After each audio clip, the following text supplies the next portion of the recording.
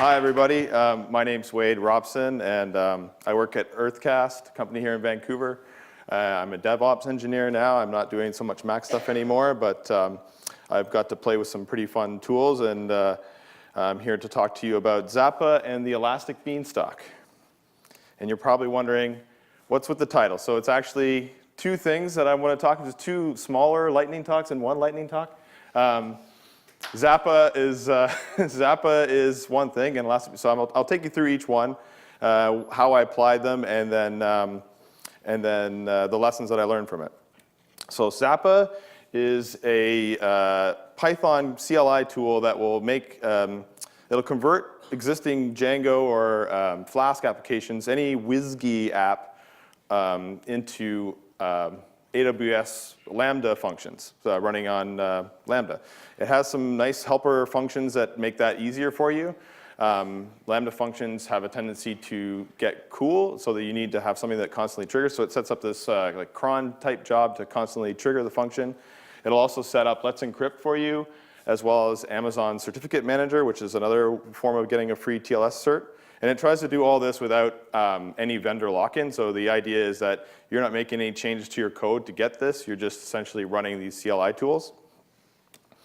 And a little bit about Lambda. It's categorized as a function as a service, or FAS. And essentially what that means is that you're paying on demand for it. It's not something that's constantly running, so it needs to be triggered by something, which is where API Gateway comes in. It's super cheap in a small scale and in a testing sort of environment. And Amazon has a really good free tier for it, so you get like 1 million executions per month forever, which is kind of cool. So everything else that they have is, well, not everything, but some of the stuff that they have normally would expire after a year.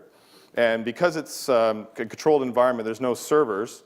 You don't have to worry about doing any updates. You have to worry about, updating, worrying about the servers. So I saw this. Owen posted this in Slack. I don't know. It's not his, but I like this. I like this thing, and I was like, "Where is function as a service in here?" So I took a guess, and I think it's going to be here. And I was trying to figure out what's the difference between pizza delivery and dining out. But yeah, anyway, it's there. And this is what I was trying to do first with it. I just had this really small thing I was trying to do where I was trying to find IP, make a what is my IP type application. So this is sort of what the workflow would be to get that going. So this is your Flask code here. I'm typing Zappa init in the code folder. Hit and enter for a bunch of the default settings. It creates this little JSON blob, and then I copied and pasted in the deploy command. It's going to bundle up all the dependencies for it into a zip, and then ship that off to Lambda. Attach an API gateway to it, and so you've got an endpoint there that you can hit right away, and then I did it wrong, so then I typed it right. And ta-da, I have my what is my IP API, just like that. So there are other tools in the MacAdmin community that are already written in Django, so I thought, well, let's really kick the tires on this thing and see what happens when we put these two together. There were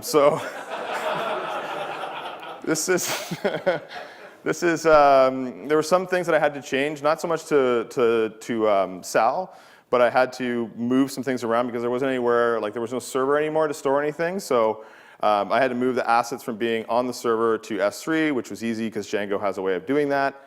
Database couldn't be on the server anymore. Manager's commands couldn't be run off the server.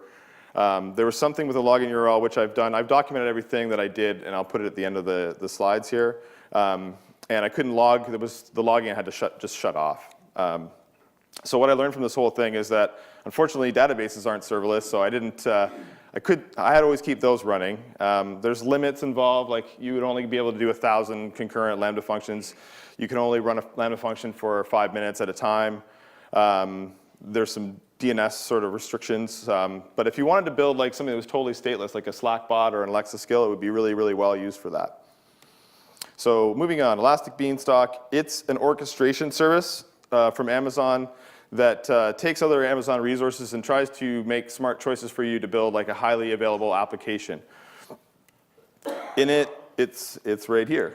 It's a platform as a service. Although it's not quite like a Heroku, you can still log into the box. Here's some of the platforms that it supports. And then anything that's not listed there, you can use Docker.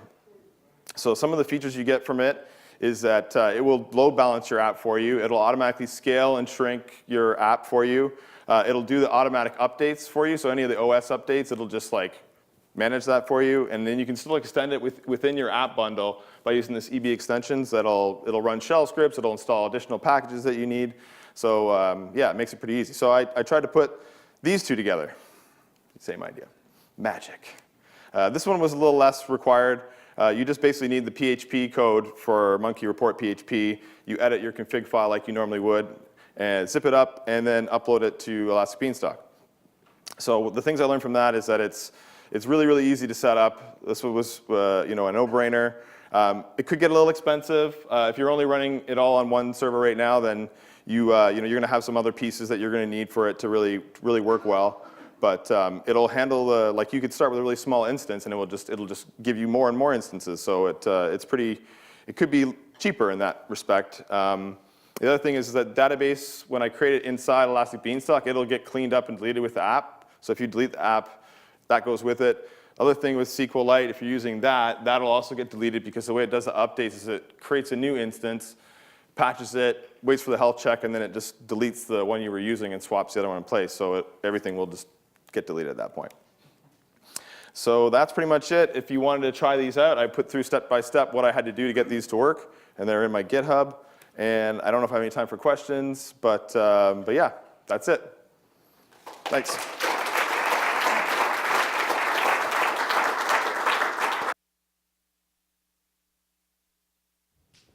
Questions? Wade, you're awesome. Is that a question?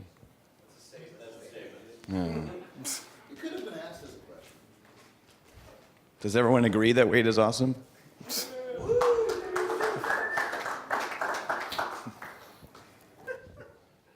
Right. Question? Are you using any of the stuff that you mess around with in production? Are you using any of that in production? Yeah, so we're using Lambda for things. I was just playing around with this. So that's like, yeah, big disclosure. This is all like proof of concept. It's something that, I think Elastic Beanstalk is probably more proven and probably work really good, but it's not something that I'm actively using. I was just messing around, yeah, so. But the Lambda function came out of something you were using in a project. Yeah, well, we're using Lambda a lot, but not with Zappa necessarily. We're using other tools to orchestrate that, yeah. Okay. Yeah. I get it. Yeah. I totally get it.